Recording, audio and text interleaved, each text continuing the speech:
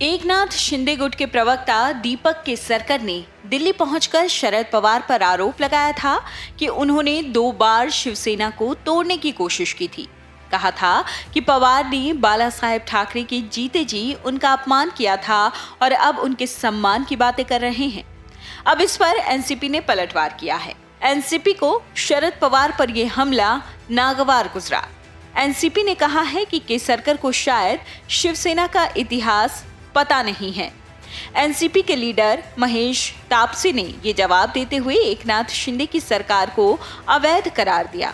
कहा कि ये तो शरद पवार ही थे जो कांग्रेस को भी साथ लाए और गठबंधन की सरकार बनाते हुए शिवसेना को मुख्यमंत्री का पद दिया। महेश तापसे ने कहा, अवैध शिंदे सरकार के प्रवक्ता दीपक केसरकर ने दिल्ली जाकर नए आरोप लगाए हैं कि जब भी शिवसेना का विभाजन हुआ तो शरद पवार का ही हाथ रहा। दीपक केसरकर का बयान बेहद गैर जिम्मेदाराना है। दीपक केसरकर को शिवसेना का इतिहास जानना चाहिए। केसरकर को उस समय शिवसेना छोड़ने वाले लोगों के पीछे के कारणों का पता नहीं होगा। एनसीपी के लीडर ने कहा कि केसरकर नहीं जानते कि शरद पवार और बाला साहेब ठाकरे के बीच कितने मधुर संबंध थे। दरअसल दीपक केसरकर ने नारायण राणे और राज ठाकरे के शिवसेना से अलग होने का जिक्र करते हुए कहा था कि इन दोनों के पीछे ही शरद पवार का हाथ था। केसरकर ने कहा था कि एकनाथ शिंदे की बगावत पर शरद पवार बाला साहेब ठाकरे के सम्मान की बात कर रहे हैं, लेकिन जब वो जीवित थे तब उन्हें परेशान किया जाता था।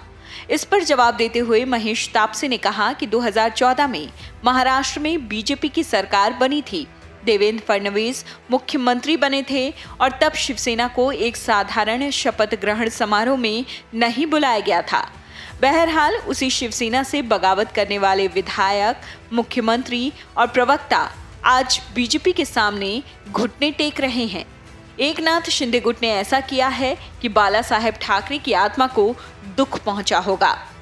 उन्होंने कहा कि 2019 में शरद पवार ने शिव सैनिकों की गरिमा और स्वाभिमान को बनाए रखने का काम किया था। केसरकर भूल गए कि उन्होंने शिवसेना, कांग्रेस, एनसीपी गठबंधन को एकजुट किया और शिवसेना को मुख्यमंत्री का पद दिया।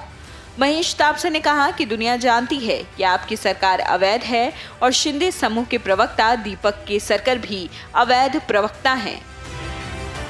Video desk amarujala.com।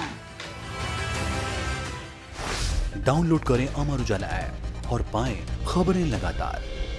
अगर आप ये वीडियो YouTube पर देख रहे हैं तो हमारे चैनल को सब्सक्राइब करें और बेल आइकन को दबाना ना भूलें। अगर आप Facebook पर ये वीडियो देख रहे हैं तो हमारे पेज को लाइक करें।